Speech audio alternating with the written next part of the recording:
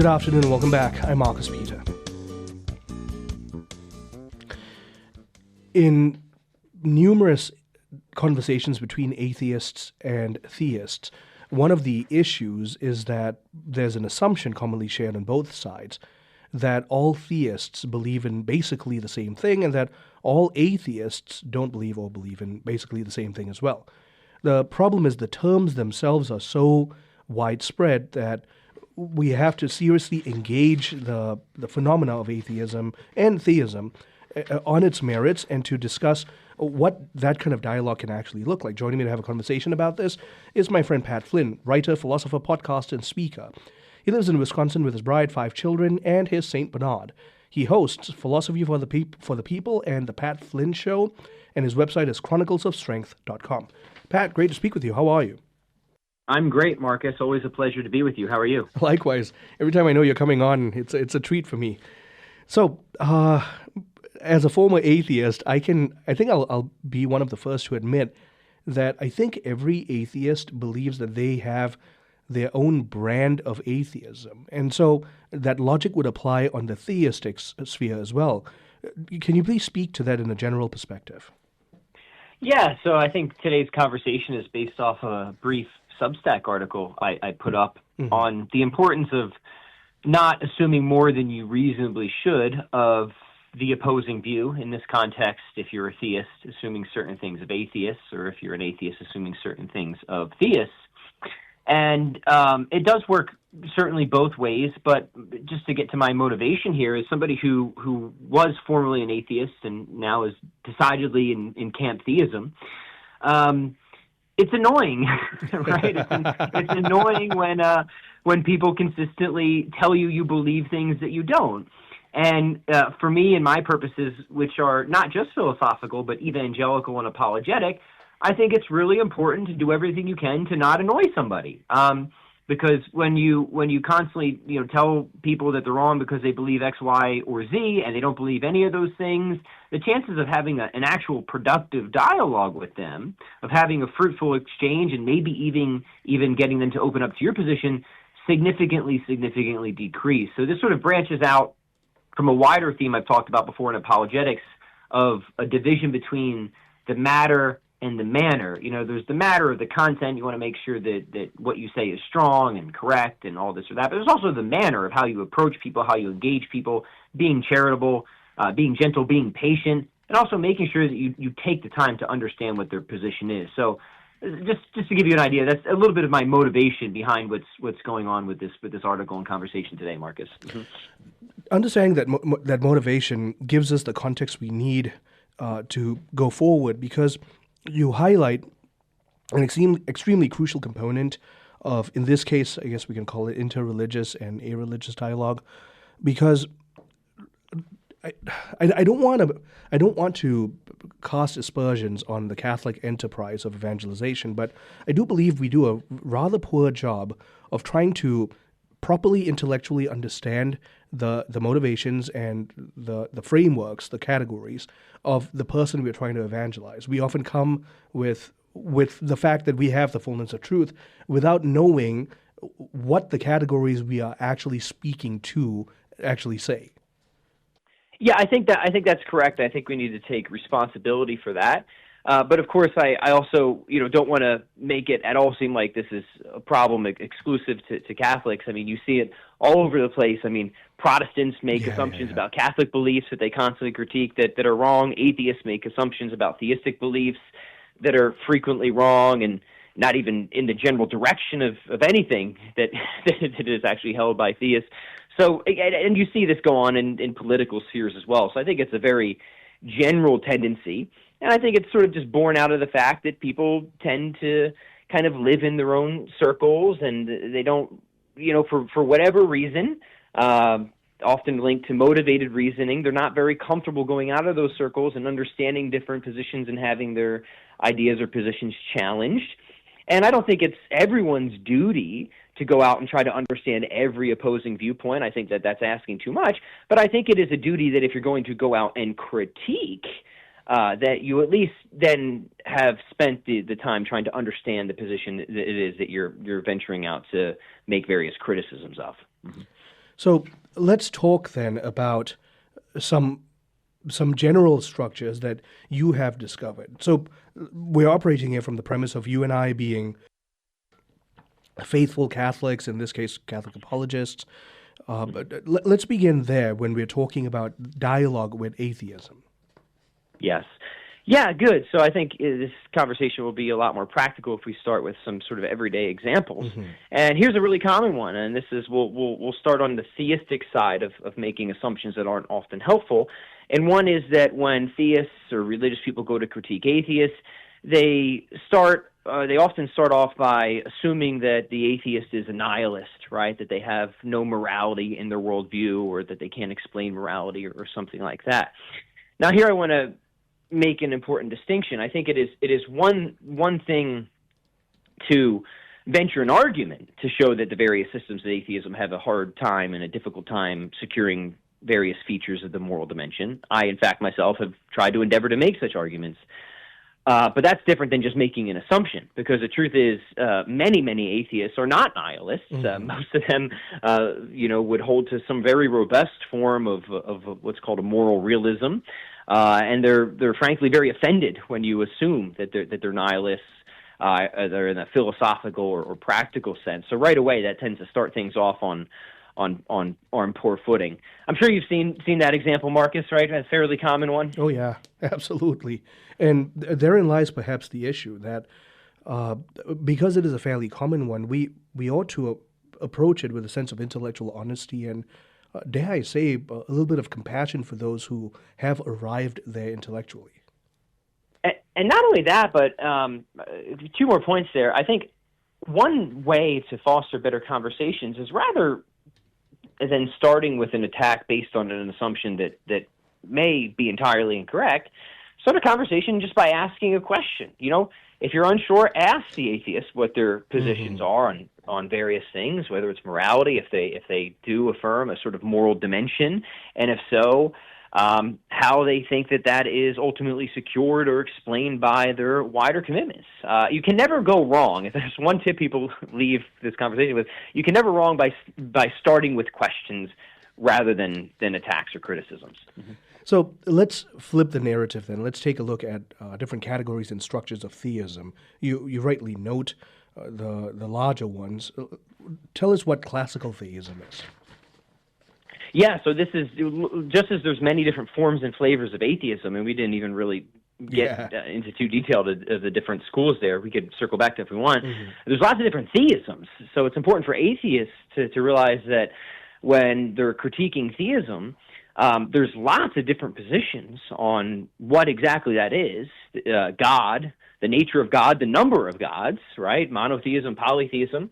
But then even branching off from there, Mark, as you know, the various forms of religions that often, but not always, go alongside the theism. So just to give a few quick examples here, there's classical theism, which we've talked about on your program a number of times. Mm-hmm.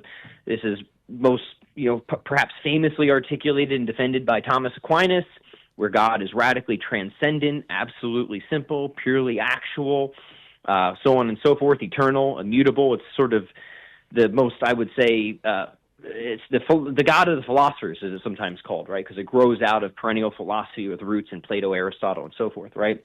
But then you have what is sometimes called neoclassical theism or theistic personalism, and this is best understood as a sort of school of theism that in one way or another denies something that classical theists affirm. So they might say, well, I believe a lot of that stuff, but I don't go in for God being eternal or immutable or purely simple. Sometimes they deny one thing, sometimes they deny many things. So there's some sort of rupture or division philosophically in their conception of God from the classical tradition.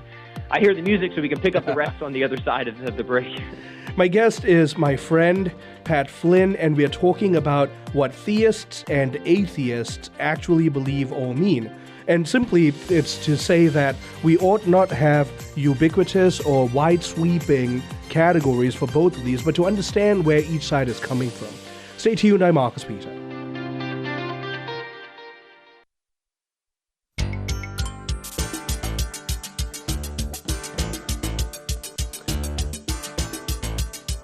Good afternoon. Welcome back. I'm Marcus Pete. I'm talking with my friend Pat Flynn, who's a Catholic philosopher, author, radio host, and we are talking about theism and atheism. Simply put, for Catholics to dialogue with atheists, we need to understand what quote-unquote flavor, a category type of atheism we are engaging. We're talking right now about the different categories of theism, those who believe in God. So, Pat, you were finishing up helping us understand classical theism. Yeah, so the point was just to help people see that there's a range of options out there in different schools of thought. There's classical theism, which you'll find very prominently through the classical tradition. There's neoclassical theism, which has gained more popularity these past couple decades, and contemporary analytic philosophy, which in some sense tries to deny or break with some understanding of God. In the classical tradition, often you see attacks against divine simplicity or divine immutability or divine eternity. But then there's other schools of theism. You have pantheism, which in some way attempts to equate God with the universe, that God and the universe are really sort of one being. There's panentheism, which is a really complicated school. It's sometimes hard to understand exactly what's being said, but generally it's the idea that the universe is somehow contained within God. So it's different than pantheism, and sometimes the way that's spelled out, it actually kind of gets a little bit closer towards classical theism. And then there's, of course, various forms of what might be called limited theism, and these have historical precedent, but they've become kind of popular again. And what a limited theism is a position that affirms a sort of such a weaker notion of God that I think it really. I question whether it should even be called a theism at all. It's like a sort of lowercase g God that denies that God is omnipotent or omniscient. Those are usually the two that get compromised. Some might even deny that he's perfectly good. So those positions have become a little bit more popular for various reasons.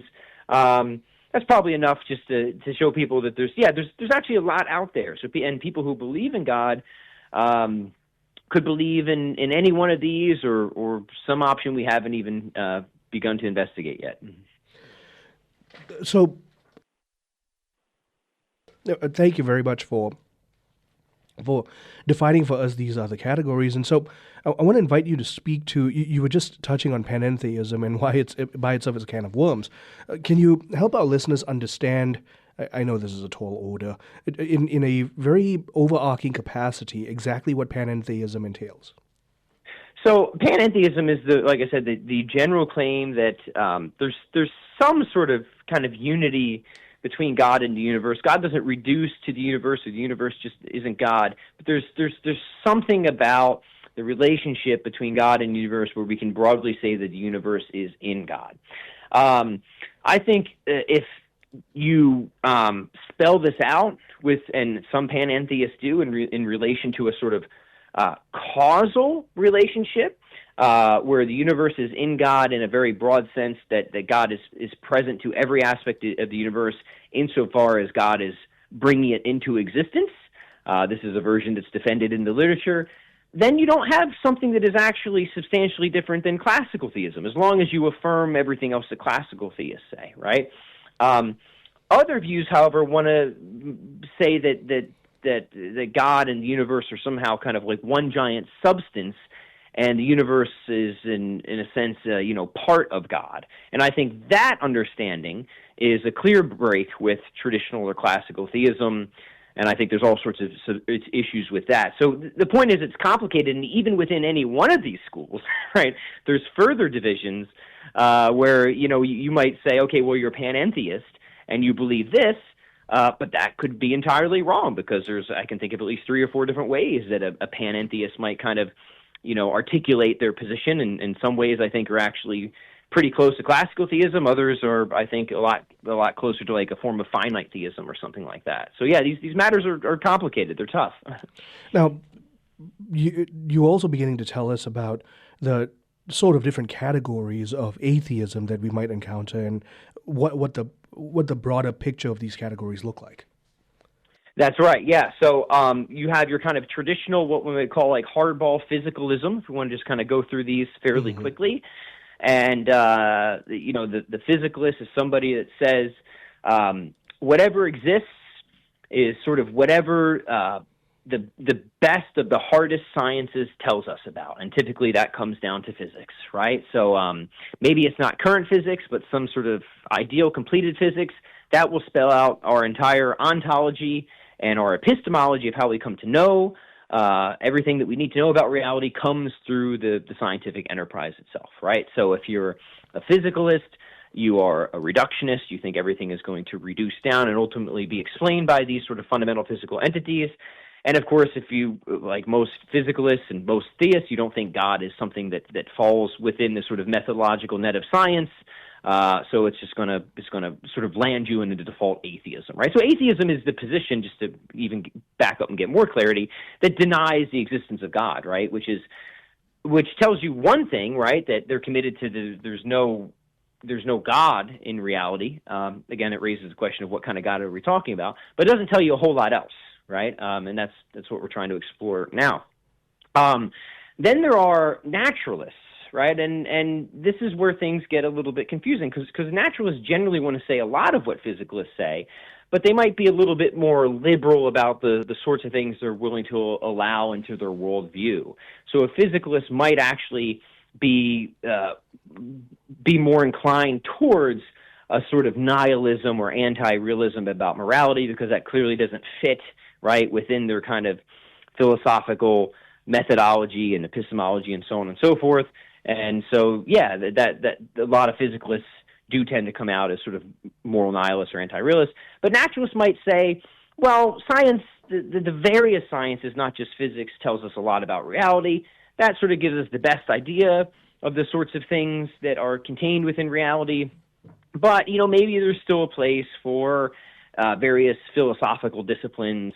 And so we can still, entertain the notion of there being moral facts and objective moral values and so on and so forth. So what you find within naturalists, again, is a sort of a wider range, if you will, of the sorts of things they're willing to allow into their worldview. And this is why many naturalists are not moral nihilists, even though they are atheists. So they keep God out. They're consistent with that, with the physicalists, but they let more of other stuff in, if that makes sense, compared to physicalists. All right. And then you will find even more, I call them sort of exotic atheists. You'll find atheists out there that will let in all sorts of things that if you were just talking to them about the sorts of things that they believe, you would assume that they are atheists, but then for some reason, suddenly they stop at God, right? So I've met atheists that believe in souls, right? That believe in ghosts, that are substance dualists when it comes to the human person. So they kind of, maybe they privilege a scientific approach, but they don't think that it's exclusive, and they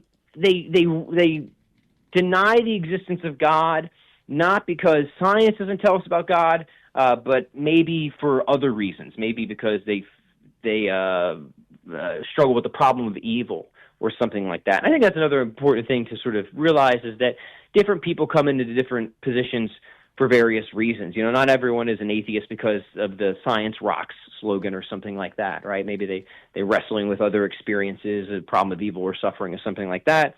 And again, I think if you're going to have fruitful conversations with somebody, the best place to start is by asking questions, trying to understand their motivations, what has driven them to the beliefs that they have, and then trying to engage them on the points that are relevant. I'm very grateful that you brought up that sort of newer branch of atheism, that they're willing to consider the supernatural but stop short of God. How much of that is prevalent in today's culture, and does that present issues or openings to dialoguing with them about the faith? Yeah, I think that's a really good question, Marcus. So it's a minority position among professional philosophers, but it's there. I mean, I can count a few on at least one hand, a number of very, serious professional philosophers that are atheists, but that believe that there's a human soul and that they have would be open to various other what many people consider supernatural phenomena, but they deny the traditional understanding of God. In more popular culture, I think it's extremely common, right? And this is where the lines blur. I mean, you have all sorts of forms of spirituality, right, that believe in all sorts of things that more, hardball physicalists would deny, souls, reincarnation, so on and so forth, but they deny the existence of God, traditionally understood. Your question was, where can we find points of common ground or connection to dialogue there? I think there's lots. I mean, I think people who hold to the kind of spiritual but not religious, or spiritual but not theist perspective, they still feel the soul's upward yearning, right? I think that there's a lot of opportunity to dialogue with people like this, because at least in my experience, those people are very interested in spirituality, in religious questions, but there's usually some sort of hold-up against theism. And one of those hold-ups is sometimes that they equate theism, a belief in God, with not just religion, but a particular strand of Christianity. And for whatever reason, they have an issue with that particular strand of Christianity, particular denomination, and because they think that these things are necessarily coupled, they feel if they accept one, they have to accept the other, and that's not something that they want to do. But again, that's one of those assumptions that is false. There's lots of people who believe in a very robust notion of God, classical theists, that are not Christian at all or not religious at all. Now, I think you should be Christian. I think you should be Catholic because that's true, but it is wrong to assume that those things necessarily go together, if that makes sense. Mm-hmm. Pat, always a tremendous honor to reconnect with you. Thank you for your time. Thank you so much, Marcus. Always a joy. My guest has been Pat Flynn. He's a friend, Catholic philosopher, podcaster, author, and we've been talking about atheists and theists. In other words, to not reduce them to simple categories, but to try to understand the version of atheism and theism that they have so that we can actually share the faith effectively. I'm Marcus Peter.